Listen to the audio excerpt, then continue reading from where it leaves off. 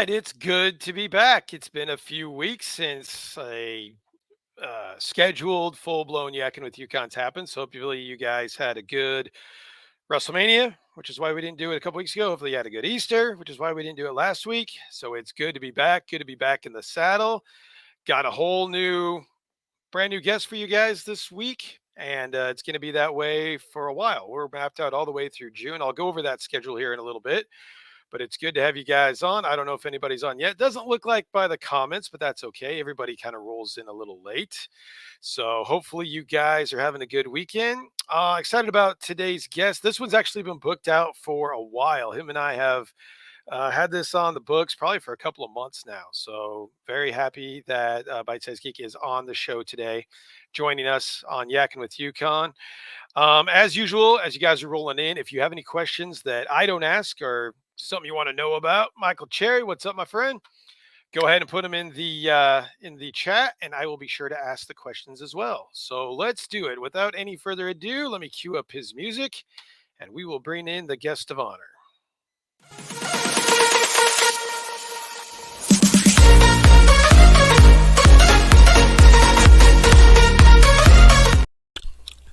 What's up, man? What's up? How's it going? I'm doing good, man. Thank you for being on the show. Appreciate it. Yeah, no problem. Good. So, what's up with you? How are things going for you this weekend? Going pretty good. You know, I just sat around the house most of the weekend, just doing a lot of nothing, and that's kind of the way I prefer it. So, you know, it's always good to decompress, right? Yes. Oh my God, yes. It's so good. It's very, very much needed. I like your backdrop there. I like all the posters and. Oh yeah, thanks. Comic art you got there. So, and you and I got a lot to talk about because it's hard to find a Transformer guy to interview. Oh, and you're a Transformer guy. Yes. So we're gonna have a good time talking about Transformers because most guests that I interview are not into Transformers. So it's always nice to find one. So. Yeah. All right, man. Well, let's get on with it. So let's just kind of start from the beginning. What was it like for you in your childhood in terms of toys and collecting? What were you into? What was maybe your favorite toy? And give us the reason why it might have been your favorite. So I was born in '84. My biggest huge top thing was Ninja Turtles.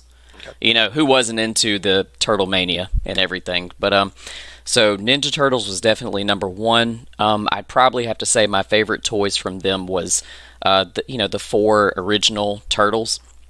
And I don't know why. Like, I found myself wondering this a couple of months ago. I really, really, really loved the Wingnut and Screw-Loose figures. And I don't what's funny is I don't even remember them. Well, I mean, now I do. But when I liked it as a kid, I don't even know why I liked it because I hadn't even seen the episode with them in it. And so I don't know. I just really like the figure. I guess it's just nostalgia. I play with that figure a lot. But yeah, like the four main turtles, and then obviously I was into Transformers. My older brother was his top thing was Transformers. So, you know, I played with a lot of his toys and stuff like that. So Transformers was kind of secondary for me. And then of course Thundercats. I love Thundercats. But yeah, I mean, I liked a lot of other stuff too. But those are probably the top three. Top three for me. Yep. Out of all those, what was your favorite, one figure or one character? Raphael is definitely my favorite Ninja Turtle. Nice. I related to him quite a bit, and you know, in the '87 cartoon, he's pretty much just a smartass. You know, super sarcastic. I've been that way since I was able to speak. So you know, I related to him a lot, and then even as he, you know, kind of, I wouldn't say evolved because he was kind of the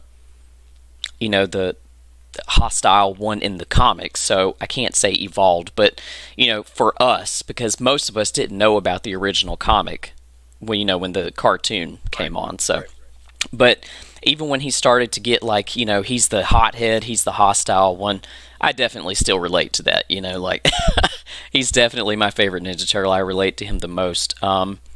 Transformer, you know, I know it's really cliche, but I really love Optimus Prime. You know, he's just, I don't know, there's just something about him, he's just, for me, the best all around.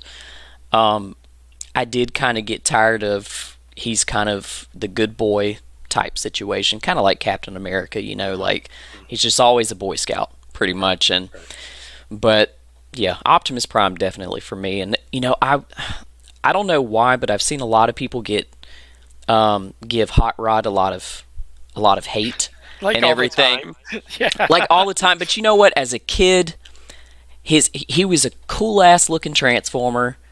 I loved him mostly because he looked cool. And now, like, in retrospect, when I read the comments that people say, like, okay, this is why they don't like Hot Rod, I'm just like, you know what? I get it. It's mostly that he killed Optimus Prime. That's yeah, mostly like, if he wouldn't have been a dumbass and jumped in that fight, right? Yeah, come on, like, we wouldn't have had to suffer that death when we were kids. Because I don't know about you, but I cried like a baby when I saw him die on screen. Yeah, I mean, it was traumatizing. I was 6, so I didn't see it in the theater, but I saw it on VHS later on. And I was like, what is this? Why are we doing this? Yeah, I didn't understand it. We used to always wonder about it. Then, of course, like as we got older, we started watching these documentaries, and we learned it was just to sell new toys. Exactly. Yep. Like we didn't understand that as kids. We're just sitting there like, why did you kill Optimus? Right. He was the leader. Absolutely traumatic for every 5 and 6-year-old out there. Oh yeah, yeah. Something that you just didn't expect. That was what was great about that movie to me, is there was so much stuff that you didn't expect. You went into it like, okay, it's going to be more of the same that we've seen in the first couple seasons. It's going to be like a long Transformers episode. Exactly. And then all of a sudden it's like every single thing that you knew got blown up in your face, and there's a new good guy, there's a new bad guy, and it's like, wow. Like, and the animation was spectacular compared to the cartoon, the cartoon was so bad. It's like you see, even nowadays on Instagram and Facebook, you see these stills, be like, what were they doing? Why is there 3 Starscreams? All the same color. Listen. We could have a whole full-blown conversation about that kind of stuff. Like, I've asked so many questions about that as I've gotten older and gone back and like rewatched them as an adult. I sit there and wonder that crap all the time. Like, just an example, first episode, when they see that when they're going to, like, what is it, the power plant or something, when they first show you the power plant, like, it's off in the distance. It's in the middle of the fucking desert. Yeah, right. There's no roads leading to it. Right. There's no power lines leading to it. It's just there. It's just there. And I'm just like, why is there a power plant out in the middle of nowhere? Yeah. With nothing going to it? Right. Yeah, it's fully populated. Everybody's working there, and it's like, well, how the hell did they even get there? It's like. But I imagine, because they did a whole bunch of desert scenes and stuff like that. But I imagine that was probably just easier and cheaper animation-wise, to use a lot of the same backgrounds. Because when you use a whole bunch of that kind of stuff, no one's going to notice that it's the same exact rock formation or something like that. And that's something that was just, you could totally notice it throughout the entire cartoon. It was always the same. It was either down in the ocean where the Nemesis was, or it was, where the Ark was, or it was in the middle of the desert. Like and the Decepticons love to do their crap in ditches.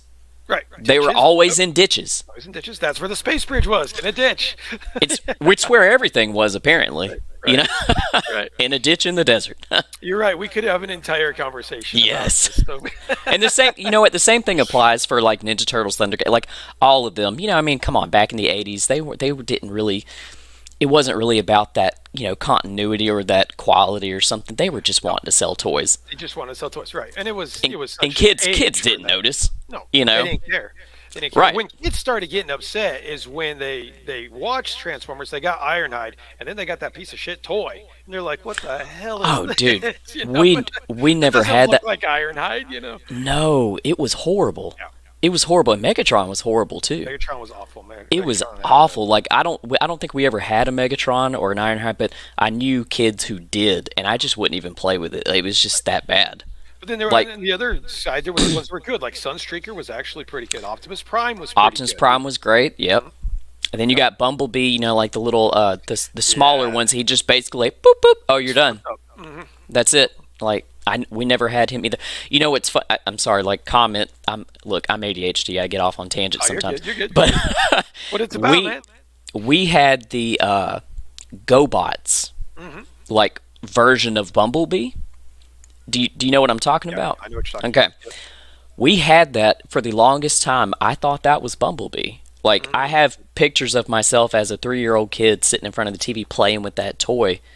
And like I thought that was Bumblebee, and I used to wonder like why does he look so weird? Like, I mean, he looks fine in his vehicle mode because he's a beetle, but otherwise he looks so weird. And yeah, of course, but as a kid, whatever. Right. I mean, it's a toy, it's a transformer. Yeah. I didn't learn until years later that was a GoBot. Yeah. And I was just like, holy crap, I feel betrayed. You know, like my parents bought me a GoBot.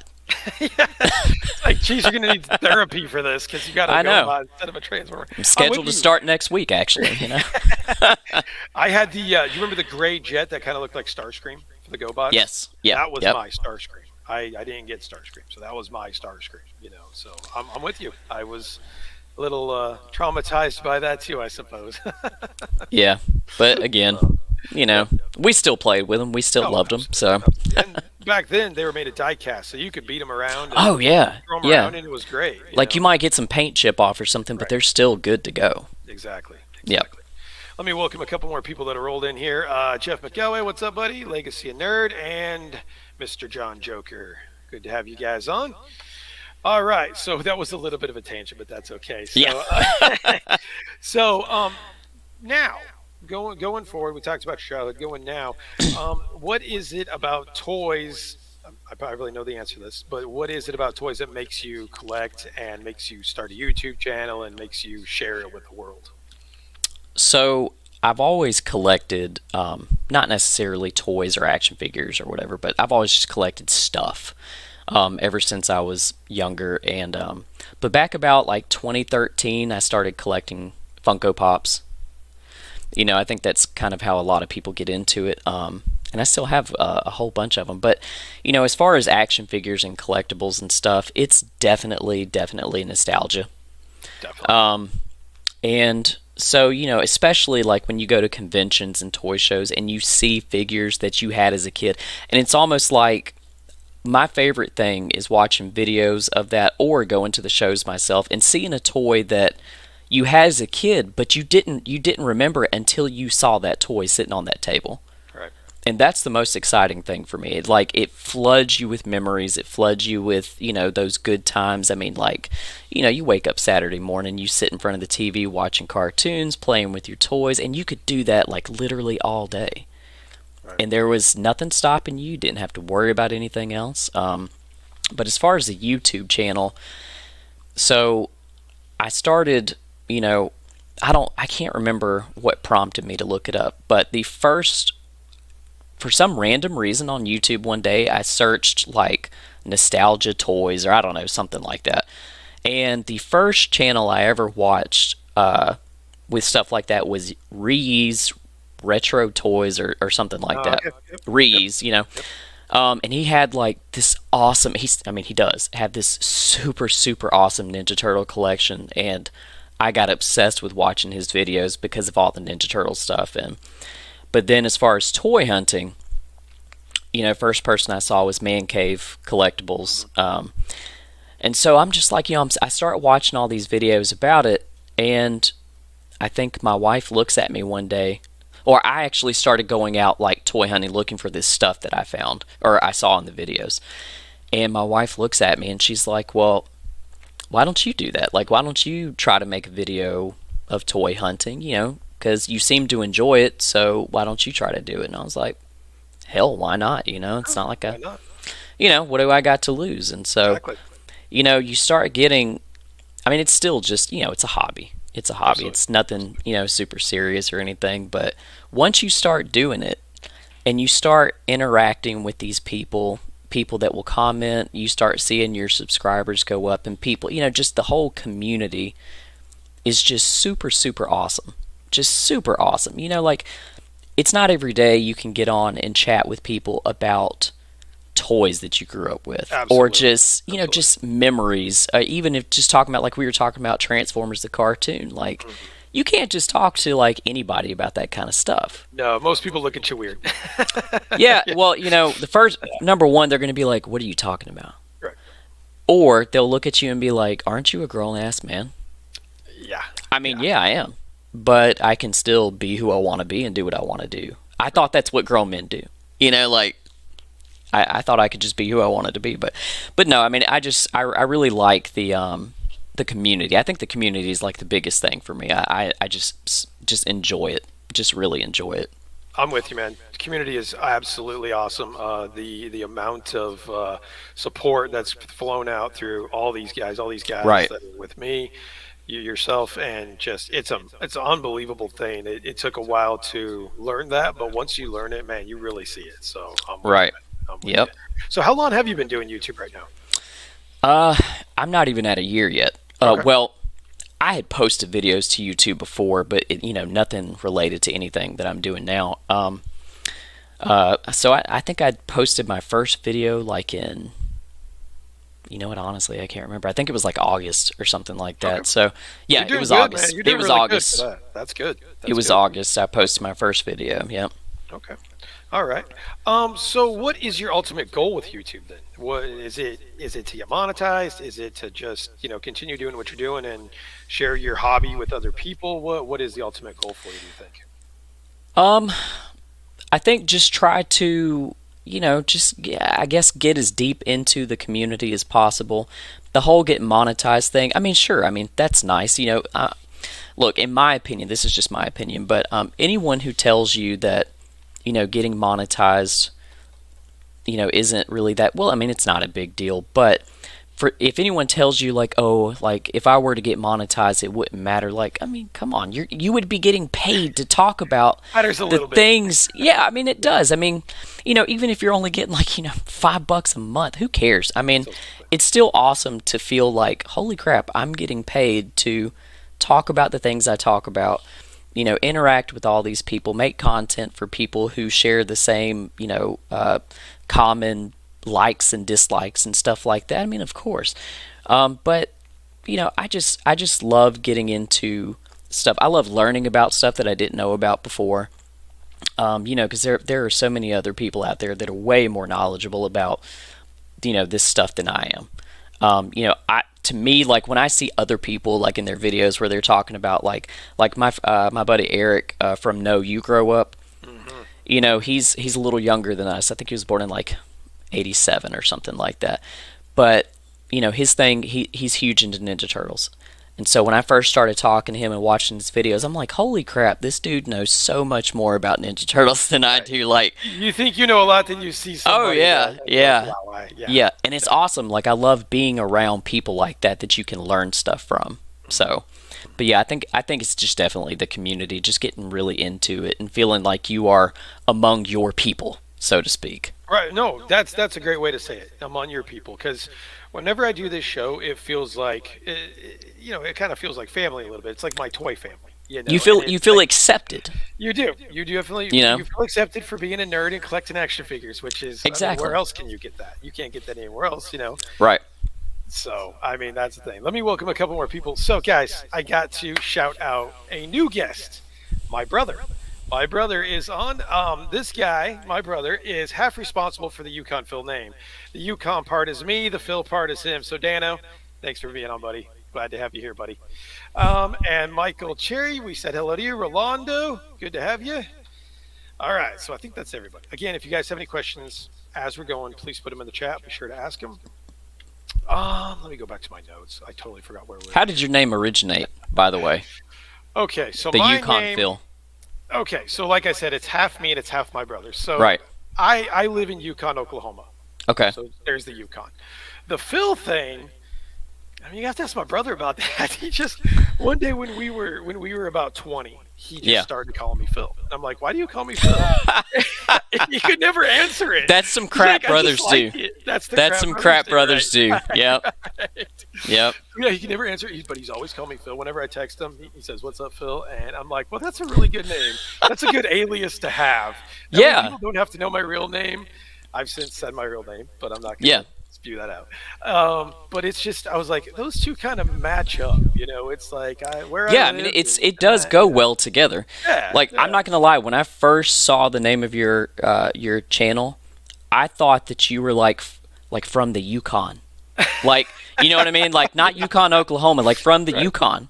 Mm. And so like when I first heard you start speaking, I'm like, wait a minute, he I doesn't can't stop from the Yukon. I don't yeah, I can't I mean obviously you can tell I'm from the South, but I can't tell I don't know what a Yukon accent sounds like, so I'm just like, shit, I Exactly. guess he's from the Yukon. I don't know. No, it's not that interesting, man. It's not that Yeah, interesting at yeah. all. So yeah, Yukon, Oklahoma is actually just right outside Oklahoma City, Oh, and okay. Oklahoma City Phil does not work. So we'll go with No, Oklahoma Phil, that's too long. too Like, much, too much. Yep, yep, yep. yep. So, I used to live in Colorado Springs. Colorado Springsville doesn't really work either. So No, Yukon's a no. nice one. I I feel think. I like you think it's settled fun. on a good name. Yeah, yeah, I I came like up, it. just FYI, if anyone's wanting to know, I came up with Bite Size Geek because I'm only 4'11 and a half. Okay, So, yeah, bite size sounds pretty good. there you go. I mean, that works. Well, That's I think my one of my son said, why don't you use Fun Size Geek? And I'm like, that sounds a little questionable. So let me A tell little you a story questionable. about that. There used to be, it was in the paper one time where this stripper got busted, and her name was Fun Size. Yeah, So it's see what I'm probably a saying? good thing you didn't. It's Yeah, probably a good thing you didn't pick that. yeah. That could have been a problem. I am not a You know, fun size stripper. No, I could be if I were paid enough. right, Um, you right, know. right, right. So there you go. Perfect name, man. Yep. Oh man, that's awesome. So okay, so what do you think the best parts? We kind of went over that, the community, obviously, but other than hmm that, what do you think the other parts of YouTube are good that you've learned in the process that you really kind of cherish and hold with you? So from the technical aspect, Mhm. I've always loved way before YouTube came along. I've always loved um, editing. I've always loved video editing, Photoshop, just all that stuff. I love all that stuff. In fact, when I used to make home videos for my family, like me and my kids and stuff, back in like 2002, 2003, and used one of those little cameras that had little tiny VHS tapes in it. And I think the only thing available that I could use was Windows Movie Maker. Oh yeah, yeah. And but believe it or not, like I figured out ways to use that and made it look pretty decent for the time. So I've always loved that kind of thing. And so when I started getting into YouTube, I noticed that like wow, technology has really advanced. And Photoshop and because I use Premiere Pro for my editing, and I'm like, okay, this stuff isn't as inaccessible as it used to be, and it's not a bad price either. And so I started using that, and I just loved that aspect of it. I love sitting down after getting enough, footage for a video, and just sitting down and just immersing myself into the editing process. And I've learned a lot. Like I've never used Premiere Pro before. Before I started, the YouTube channel, and in fact, I only started using Premiere Pro back in like November or something Okay, like wow. that. So I was using what was it, iMovie. I was using my wife's MacBook to do it. And but I mean, iMovie's fine, but Premiere Pro has just so many more capabilities. Right. I basically wanted to be able to do anything that I could think of, and so I love that part of it. I've learned quite a bit about that. I've had people actually reach out to me and ask me would I edit their videos. Would I, buddy of mine I mentioned a minute ago, Eric from No You Grew Up. I did his logo. I did his intro. Nice. So Awesome. I love that part. I'm actually not, I say I'm not a very creative person, like, but I guess I am. I don't know. Like people tell me I am, but I just love that part. I love being able to create Yeah. things and just have fun doing it, and then put it out there. When people comment like, "Oh man, that's that. How did you do that transition? How did you do this and this and this?" It just feels good, you Totally know. right. Yep. Yep. Yeah. Did you go to school for that or anything? Did you have a technical background No. through schooling? Okay, so you just picked it I up one actually day and went with it, huh? Nice. I actually have a psychology degree. Oh, okay. All right. Yeah. Cool. Well, when I first signed up for, you know what? Now that I think about it, now that you brought it up, years and years ago, I did actually start technical college for computer programming, Okay. but I was young and stupid and ended up dropping out.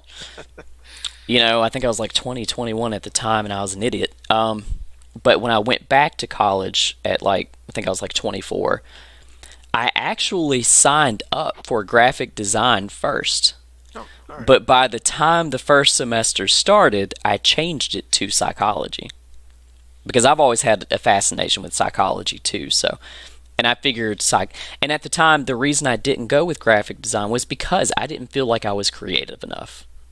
There are these people out here just straight up making things from scratch and all. I'm just like, there's no way I can compete with them. So, I went with psychology. All right. Oh, there you go. There Yeah. you go. Nice, nice. So I have to be negative, but what are some of the bad things that you've seen on YouTube? YouTube, for me, I haven't really had any experiences with like, trolls or something like that. People getting on there making stupid comments or like hurtful comments, I guess you could say. But I will say a lot of stuff that is annoying to me is like YouTube itself, like the algorithm, the infamous algorithm. No one understands it. I don't even think YouTube understands it. They don't. They don't. I think it's like kind of like a Terminator situation. It's like an AI that's just kind of gotten out of hand. But like you'll post like what I don't like. I put all this effort into like a particular video, right? You post it on there and you're like, okay, this thing's got to get at least X amount of views. You post it on there and like 2 months later you might have 37 views. Right. And you put all that effort into it, and I really feel like it's because for some reason YouTube doesn't promote that video or put it in people's feed or whatever. And then, like I was telling you before we started, I posted a short about the new Mario toys that had come out. I never talk about Mario, nothing against Mario, but it's just not my thing. Posted that short. That short is sitting at, I think, like around 140,000 views. Crazy. Insane. And I wasn't even going to post it, because I never talk about Mario. But I'm like, okay, but I do talk about toys, so I'll post it. And yeah, I mean, so that's really frustrating when it feels like, YouTube is not like, I don't know how to say it, like giving you the credit that you feel like you deserve anyway. Absolutely, I'm with you on that. There's nothing worse than doing a video that you're like, oh man, this is gonna knock it out of the park, and then like you said, 45 views or whatever. And I've noticed, I don't know if you've noticed this, but I noticed time of day really matters. It does. Matters It what time of does. day. Even the days matter. It's like if you post a hunt video on the weekend, it seems to do better than if you post a hunt video, say, on Monday or Tuesday. Monday seems to be like the dead zone. It's like you post something on Monday, it just kind of goes into this weird abyss and just falls Right. away. It's the weirdest thing. Yeah, and kind of build off that, when I started noticing that pattern, I started researching, because again, I love that part of it too. I love to just research things. I mean, yeah, I'm like all around nerd. But I started looking into it, researching it, and you are absolutely correct. Like most of the stuff I saw said like, okay, like let's say I finished editing a toy hunt video at like 11 o'clock at night. Don't post that video right then. Schedule it for like 8 o'clock the next morning. Yep. Or actually, go into your, what do they call that stuff when you go look at your, your information, your statistics stuff. It'll show you when people are watching your videos. Yes. And so schedule it for that time. And like you said, the toy hunt videos, yes, on the weekend they're a lot hotter because people have time to watch them. You post it on Monday or Tuesday, like no one's got time. They're going back to work, and it's going to end up getting lost in the abyss. So, Yep. yeah. So yeah, I mean, I learned a lot of that type of stuff too. It's a real learning lesson, and it's something that you don't think. Tell me what you think about this. But when I got on YouTube, I thought there was like 5 YouTubers. I thought there was like 5 Twitter. I thought it was like Shardamus, Greg Cook, Cincy, Josh Pence, and like Foxy Friel. I thought that was it. When you got in, did you do the research beforehand? Did you say, okay, this is my competition? Not so much competition, but these are the people that are doing it. Did you kind of go through that a little bit before you went on? A little bit. So, like I said, I started out with Man Cave Collectibles and Reviews. He was the first toy hunter I started watching, and so then, when you start, I would always read the comments, and you start seeing the same people that consistently comment, and you notice that they do toy hunts too. I think the second one I watched was Mr. Fantastic, who I think you have up next. Next, he's next. He's on deck. Yeah, Yes. I love his videos too. So I think he was the second one I started to watch. And like you said, I don't see anyone as competition. I don't think of people as competition. Not that I'm trying to be cocky or something, but it's like I said, it's just a whole community. I would actually just learn from all of them.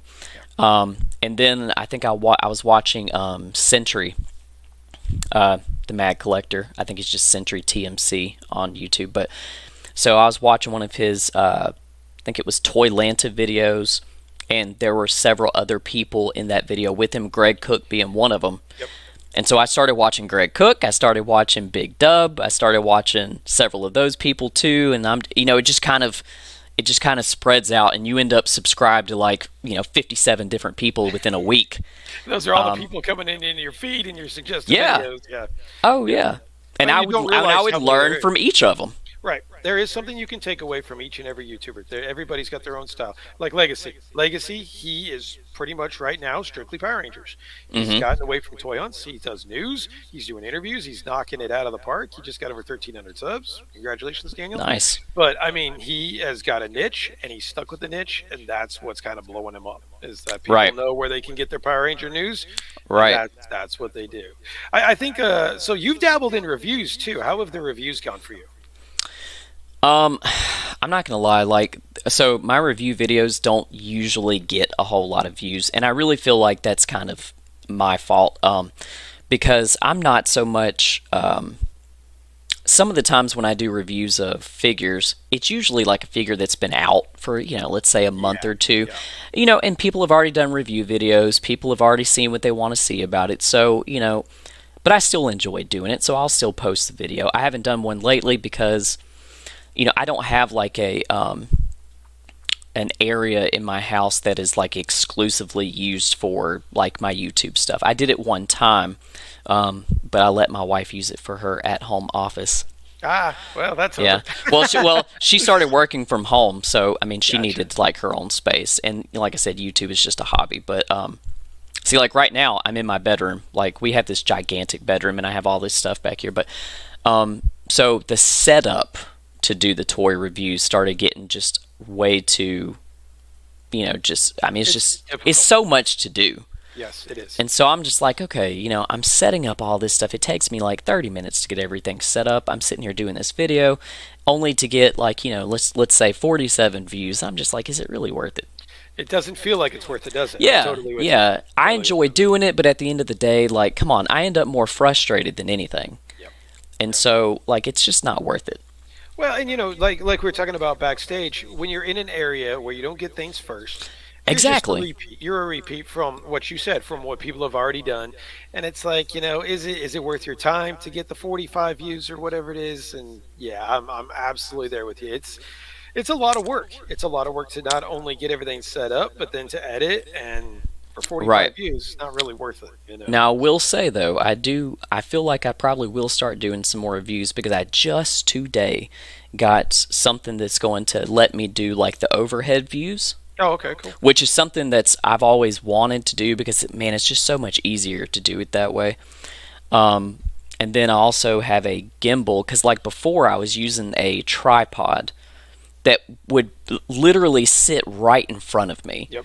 Like right between me and the table. Yeah. And with me being a small guy, like, okay, you got this big ass tripod, and so like I'm like, when you see me in the video, I don't know if you can tell, but like I'm really having to like Reaching as reach far my as you hands possibly around. can. Right, But the gimbal that I have, makes it so much easier to do. And now that I have I haven't played with it yet. I got it in the mail today. So I'm gonna have to let you know how that works out. But I have a way to do it overhead, and so I feel like that's gonna make it so much easier. It's gonna make it a lot more enjoyable to do them. So I'll probably start doing them again. Nice. Now that part's gonna be easier.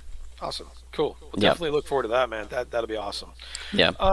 Okay, so what's your favorite toy line right now? What are you the most into, and why? I really, really love the NECA TMNT line, the Toon line, and just because I mean, yeah, of course, I know there are some figures that have their issues, and I mean, what line doesn't have issues, but I think I love them the most because again, Turtles was my biggest thing when I was a kid. NECA, their Toon line, the aesthetic they have, I mean, pretty much looks just like the cartoon. They look Absolutely. like they just came right off the screen. And so that is super exciting for me. And, there's so many of them that I feel like now I have some OCD too, so it kind of messes with me a little bit like, oh my God, I have to have each one of them. Mm. But at the same time, like, okay, like a lot of the ones that came out in Target Haulathon, like the Jersey Red and stuff like that, like, Yeah. I don't care if I ever have those. But it's not something that's going to stop. So like, I can keep on collecting those and not have to worry about, oh my God, I've gotten all of them. Now I have to wait another couple of months for them to come out. Um, but yeah, I really love that line. I just think it's the biggest like dose of nostalgia for me to see those figures when they come out, and I get super excited when they come out with new ones. Definitely. I'm hoping, from what I understand, I'm hoping they're going to be releasing a new, like April, a new Shredder, because those are two that I feel like I need to have, and April is really expensive. Yeah. Um, Yeah, it and is. I don't know about Shredder. I don't know if he's expensive. I haven't actually looked into He Shredder, is but the original one is. If you go for like the pinball or something, you can get that fairly cheap since they and I remade know the it. one there's still the one at Target at my Target that comes in like the box set, Yeah, but that's he the but pinball one, the metallic one. yes, Yep. but I can't get that one because it doesn't match my other ones. Right, So right, right, right. I Yep. can't get the It's metallic gotta Shredder. match. It's gotta Yeah, they match, have to right? match. They absolutely have to match. Yep, yep. Okay, cool. Yeah, really hope they do re-release those because, again, I think a lot of those came out as Target exclusives, and it was really hard to get. The brothers, they pushed those up so hard. It's like $150 now if you can find that 4 pack, and it's The just trench like, coat ones. no, well, the trench coat, and then the ones they had for Holothon last year, the ones with the Yeah. heads and the communicators and all that, super Oh yeah, expensive. that's the set that I have. I got it Oh, when is it that the set came you out. got? Yeah. Nice. Yep. Yeah, And I yeah. think it was like 150 when you first bought it from Hmm. Target. Hmm. It's like either Very 120 or expensive. 150 or something. Yep, yep. And I felt silly paying that amount for them, but I'm just like, you know what? I want them. So, Yeah, exactly. I mean, it is what it is to you, you know. Kind of right. going off of that, how has inflation changed your collecting habits? Is it now something that it's like, okay, Whew. I've got to really pick and choose, or how's that Yes, going? yes, because look, I know everyone that is watching right now knows that, like, the biggest one I'm thinking of, and y'all probably know what I'm about to say, is Hasbro. They, what the hell? That seems to They be the consensus. What the hell? Yeah. some of their figures have stayed, like some of them have stayed at like that 22, 23, $24. Like some of the new Star Wars ones that I saw in my recent toy hunt video, they were still like 24.99. I'll pay that much. I'll pay that much for a figure if I like it. But when you start coming out with figures that are, and they don't even have that many accessories, and they're like 37, like a lot of the Spider-Man ones that are coming out, like One 30, set of hands. One set of hands. 37.99 for that crap. Yep. Like I love Spider-Man, but damn, Yep. I don't love him that much. Right. So yeah, I mean, like, and when you have, I mean, when you're an adult and you have responsibilities, you got a mortgage to pay, car payments, you have kids at home, you can't just be going out all willy-nilly spending 37.99 plus tax um, on a single figure that doesn't even come with a whole lot of stuff. Right. So yeah, that's definitely affected my collecting habits and everyone's collecting habits for Yep. sure. So with that, you collect Transformers, you collect Star Hmm. Wars Black Series. The inbox thing's probably not going to affect you because you're an out of box collector, Yeah, yeah. But how do you feel about Hasbro's tactics and everything that's gone on? Is it something to where you're like, okay, there's a threshold, and if you go over that threshold, I'm completely out of anything Hasbro related? I've there are a lot of figures that I've already felt that way about. There have been figures that have come out that I do want, but I'm not going to pay that price. I am one of the people who does not like the plastic-free packaging, even though I did see recently, I think they're going to stop doing That's that. coming. Yeah, that's coming back. The Yeah, plastic's coming back. Yep. which is good. I I'm like everyone else. Like I want to see what I'm going to be buying. It's not like I'm buying, a pack of paper. Like I know what paper looks like, Right. but Right. these particular figures, when you're a collector, you want to be able to look at them before you buy them. If there's any paint defects, if there's any issues, you could open up that box and find out. I just I think yesterday saw a Spider-Man 29.99 figure up on the shelf that had no head. Yeah. And I'm just like, what if you were to open that package and find out it didn't have a head? Like, sure, you could take it back to Target, but my God, how frustrating would that be? Because you probably grabbed the last one. Oh, no doubt. You take it back to Target, you try to contact Hasbro, they're probably going to be like, "Ha, too bad." It's just super frustrating. So yeah, I feel like Hasbro really, I feel like they need to kind of backtrack. Um, as a company, I get that you're wanting to make money. Totally get it. You're a company. That's the point of your company. You want to make money. But when you start pissing off all the people that make you that money, Yeah, exactly. that's when you start to have a problem. Exactly. Exactly. Like when you start noticing the demand is going down, like I think that's the biggest reason they took back the whole plastic-free packaging. Well, They and can it didn't take nearly as long as I thought it would. Oh I yeah, thought it would go a lot longer than this, honestly. I thought it was going to at least be a year. At least a I'm with year. you. But yeah, boy, when I saw that announcement, I was so happy. So happy cuz you know what? I'm sorry, those boxes just look kind of bad too. They Well, don't they don't look great.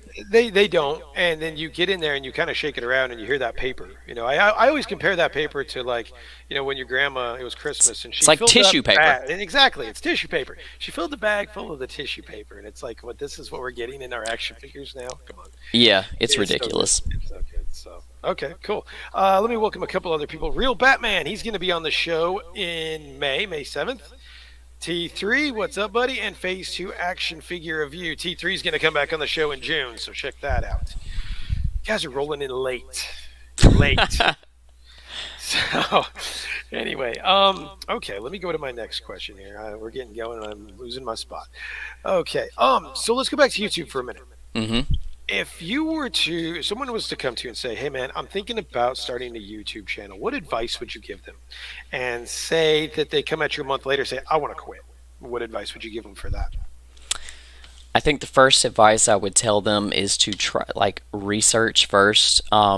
Whatever kind of niche they're trying to get into, look at other YouTubers that do that same thing, and just learn like I did. Learn from people that do the same stuff. Learn how they edit. Learn the stuff that, like, when you watch their videos, what do you watch? What do you like watching? What are the parts you don't like watching? So just research, research, research, and I would say, it's going to be a little nerve-wracking at first. I know when I did my first toy hunt video, it literally probably took me like 10, 15 minutes to actually start the video. Yeah. I'm standing there I probably look super suspicious. I'm standing there in Walmart with my phone for like 10 or 15 minutes, like, oh my God, like, when do I hit the record button? Right. Right. But, if they come back a month later saying like, oh, I want to quit, keep going. Keep going, keep going. It will pay off eventually. No, I mean, like, look, the chances of you becoming like YouTube famous or something are probably pretty slim. But if it's stuff that you like to do, if it's something that you're interested in, just keep going. I mean, what are you losing by continuing to make content that you love to do? Exactly. You're You're not gonna be toy losing hunting anyway. anything. You might as well record it. Exactly. Like, you're right. And see, that's why my wife told me, like, why don't you? I'm already there doing it. Why not record it and share it with other people? Exactly. Exactly. So, I mean, like I said, you're not losing anything. Just keep going. Yep. No, you're absolutely right. That's great advice. That's Yeah. exactly right. Carson Toy and Hobby World, what's up, man? Thanks for coming. And there he is. There's the man. Ed, what's up from Rebels, Reptiles, and Games? Guys, if you haven't subscribed to Size Geek, please go to his channel. Give this man a like. Give him a subscribe. He's doing a great job. Do it. Do it. And I'm with you. I was very nervous. My first video, it's almost like I had to do it twice, though, because I started out with the mask and the cowboy hat thing Yeah. to cover that nerves. And then when I took that out, it was like totally restarting. And you're like, man, people are going to think I Yeah. look so stupid and they're not going to understand what I'm talking about. And it's like the Right. polar opposite of that. If you get in with this group and you get in with this community, everybody knows what you're talking about. They don't think you're stupid because Right. they're in the same boat that you're in. And it's like, Right, and when you there you see go. these people, they do their videos, and boy, they just look phenomenal. Like, there's no anxiety, there's no nervousness. You think to yourself like, oh man, why can't I be like that? But guess what? They were the same Exactly. exact way when they first started. Like, if you go back and watch my first one or two videos, I'm sure yours too, you look awkward as hell. Yeah. You don't know what Like, you're doing. it's super awkward. Like, in fact, my two sons, 17 and 18 years old, they still will not watch my videos because Oh, they really? say, they're like, Dad, it's so cringy. It's so cringy. Like, I just can't watch your videos. They won't even like, because I'll tell them like, hey man, just go on there and like it. Like, you don't even have to watch it. They don't even want to like it. They're Ooh. like, yeah, like they're like, Dang. man, nah, Dad. If I like the video, then a whole bunch of toy hunting crap's gonna start popping up in my feed, and I'm just like, you know what? You're right. You're right. Oh, they're Like, obviously not into toy hunting then. Is that what you're no, telling me? no, They're no, not no, into it? no, No, no. okay. Because I I see took you bring your family a lot, so I just kind of assumed that everybody was into it. It was a family affair. they So, they like the whole YouTube aspect of it. gotcha. They like that I'm filming. They like being a part of the video. Especially like the kid that you'll see the most is my youngest daughter, Haven. She loves all that stuff. But you'll occasionally see my sons and other people. But my sons, like for example, my son Matthew has been with me to a convention. Um, I'm about to go to the Huntsville Comic and Pop Culture Expo this coming weekend, and I asked him, did he want to go? And he said, nah, nah. And he said, Dad, like, no offense. He's like, it was fun going, but it's just not my thing. Like, it's just not my scene.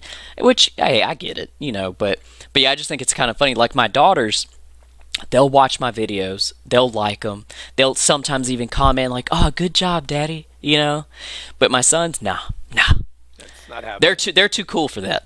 Well, they're They're too cool for 17 and that. 18. Maybe when they get, past the girl phase and they settle down, they might call you one day and be like, hey, Dad, we go Oh back to yeah, hunting or what are we doing?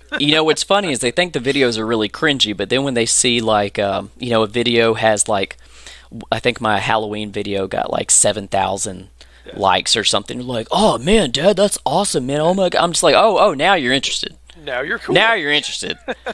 Like, come on, man. That's awesome, man. That's awesome. I mean, but I think it's cool that you integrate your family with it. Is that something that was planned, or do you think that just kind of materialized over time? So we actually just started a family channel. Oh, nice. We don't really have anything really posted to it yet. There's like 2 or 3 videos on there, but I think it's something. It wasn't really planned, but normally when I go out and do stuff, they like to come with me anyway.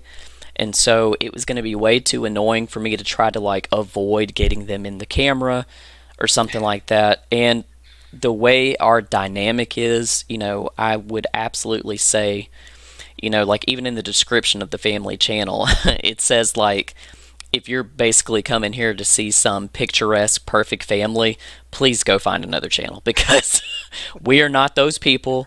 You will see personal flaws. You will see like, a lot of people will probably give me crap for this. My older kids, they cuss around me. And the rule is like as long as it's not excessive, as long as you're not being disrespectful, whatever. Like, because look, the way I see it, they're gonna cuss anyway. Right. They're going to, and I cuss like a sailor, so I mean You don't I say. can't, yeah, I can't tell them like, oh, you shouldn't cuss, damn it, Right.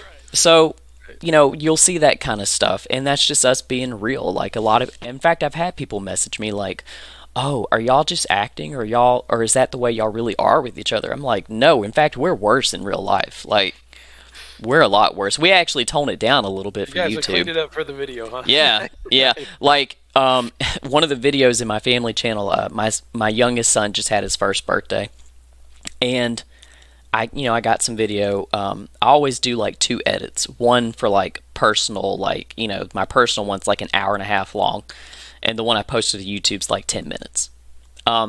But like my son Matthew, the one who says he just can't go to conventions, I pretty much have to almost edit him completely out of the video Oh, really? because he is always saying something that I just cannot post on YouTube. You know, Get flagged, and then yes, you just gotta do that. absolutely, like Right. Right. immediately get flagged. But yeah, they're a crazy bunch. But yeah, they love being a part of it. They're not into the material or the subject matter, but they just love doing it with me.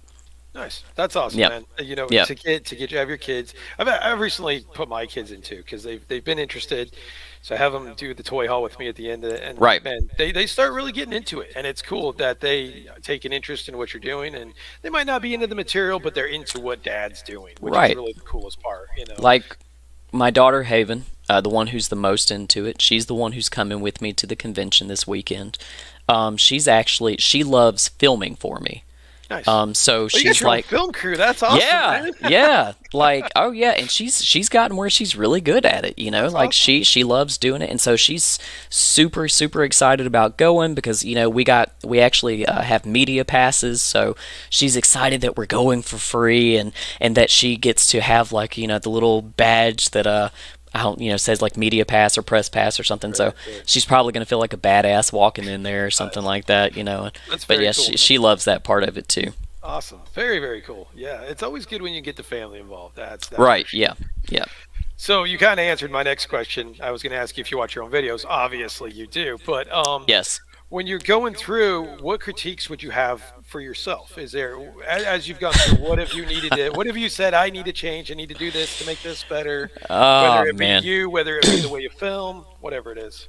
So for me, as I'm sure everyone has seen, I easily get off on tangents. A lot of times when I'm making a video, I have to really cut out a lot of crap because, like, especially like if I'm doing like a toy review or something, I'll notice something about the figure and I will start talking for like 5 whole minutes about something that part reminded me of from childhood, and I'm just like, and when I go back, and it's fine when I'm making the video, but when I go back and watch it, like, I don't really watch my videos after they're posted.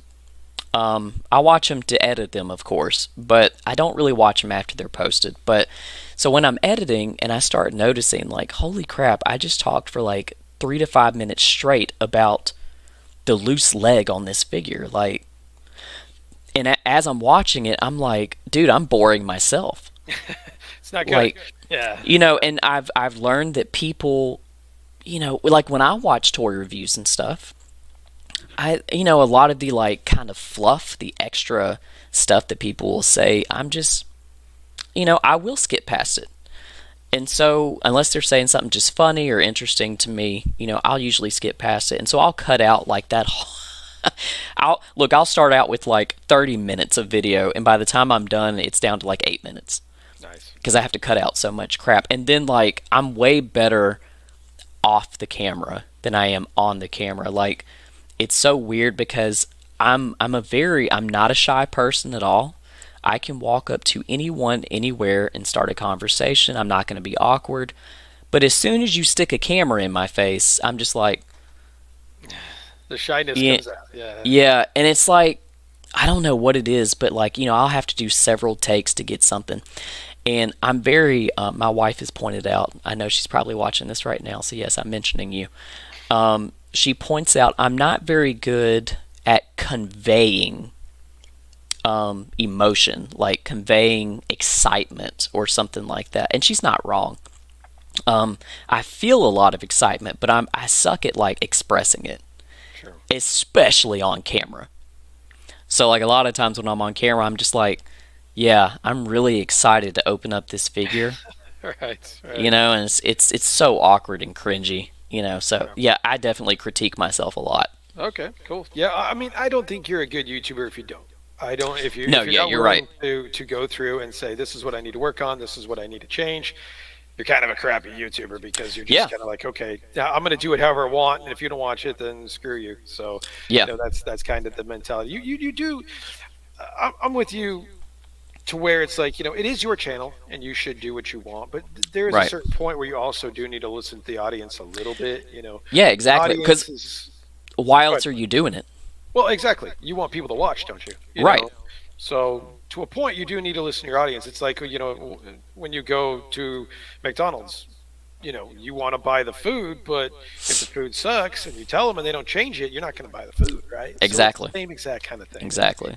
Your audience is your customer, and you're supplying entertainment and a service. So Exactly. there you go. That's And kind of. I love critique as well. Mhm. As long as and again, I've not had a problem with this, but as long as someone's not being an asshole about something, is like even just constructive criticism. I love it. I love it because it gives me an opportunity to grow, to learn. I've learned a lot from people like the YouTubers that I started watching have given me advice on certain things, and I'll even reach out to them. Like to this day, I will reach out to them and be like, "Hey, what do you think about this?" And a lot of times they've told me like, "No, I don't think that's a good idea." Right. And I mean, I like it. I like that kind of advice. Cool. Cool. So give me your top three YouTubers right now. It doesn't even have to be toy related. Just the three that you're really into watching right now. And Um, I really, in no particular order, I really, really love Nerd of the Rings. hmm, Have you ever seen I have Nerd? not. No. So we're really into Lord of the Rings. It's one of our top fandoms, and Nerd of the Rings is like a really. I mean, he's a huge YouTuber. His videos are just amazing, amazing. They're super informative.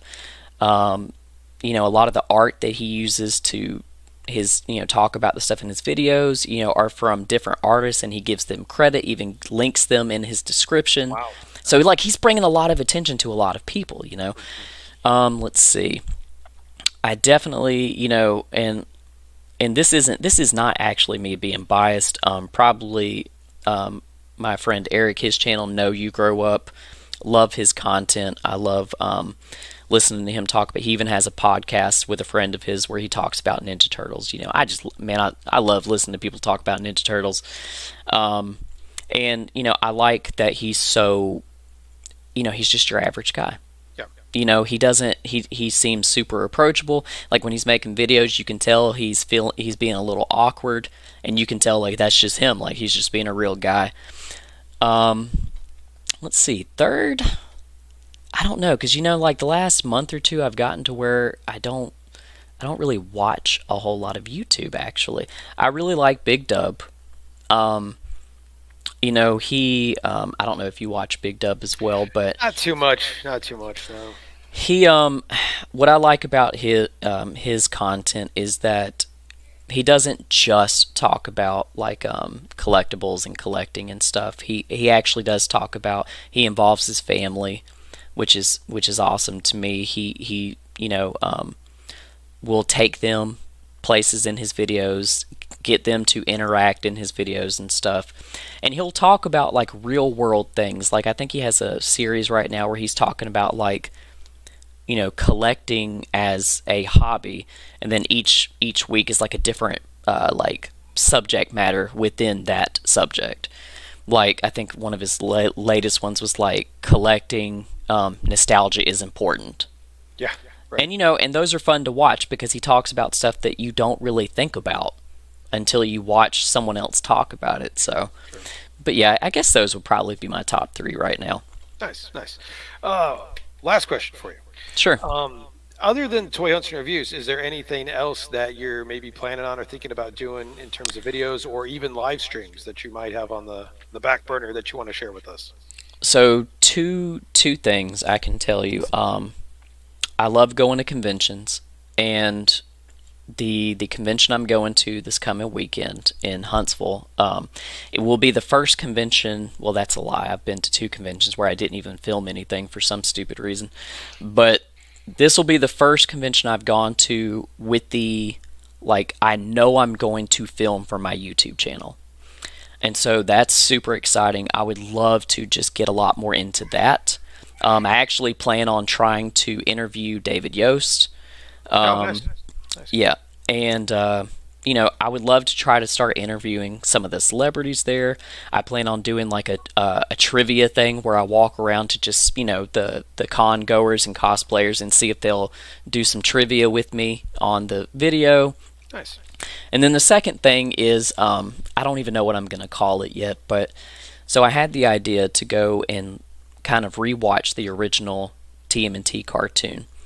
And so I'm going to watch it and I almost see it like a parody, because I'm going to watch it and be like, I'm going to basically criticize some of the things that are going on in the cartoon, like we were talking about earlier, like for example in the first episode where April, when she's running from the thugs, like she jumps into the street and then rolls into the sewer.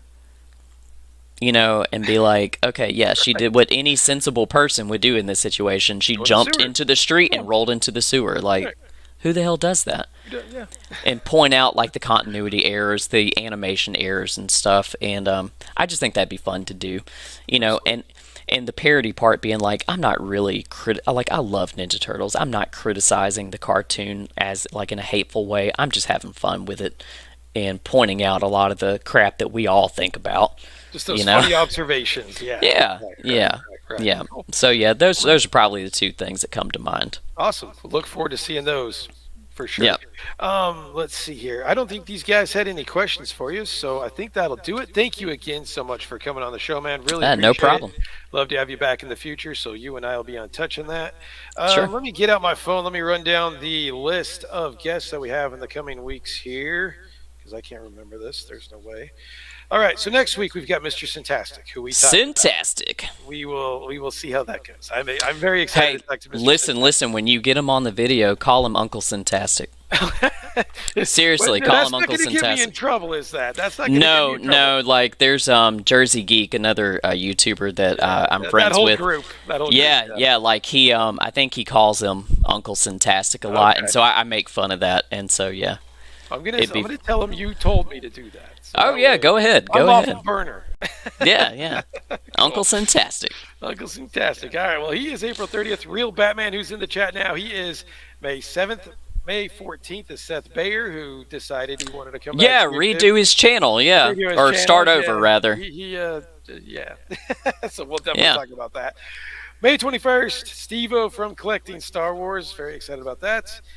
May 28th, don't have anybody yet. June 4th, Matt About Toys. Matt's going to be back. And June 11th, Carlos from T3 Collects will be back. So good little Dave's Dimension. What's up, buddy? There you are. So good little list of guests coming in the future. So hopefully you guys will all tune in for that. And might I suggest, if you have an open spot, reach out to Eric at No You Grow Up. My list, and I was going to talk to you about him. Yeah, we could do it now, but I was going to talk to you about him offline because I've been watching this stuff, and I'm with you, man. He does great work. I really like his demeanor and very knowledgeable. And super knowledgeable. We've got a lot in common too. So that right. Think, though. So yeah, I will definitely. He's definitely one of the top ones on my list. So yeah, I will definitely try to get a hold of him. I'm going to be dropping a video probably tomorrow sometime for a toy hunt. So guys, look for that. But thank you again, Size Geek. Really appreciate it. All you guys in the chat, thanks for coming. We will see you guys next week. You guys have a good one. See ya.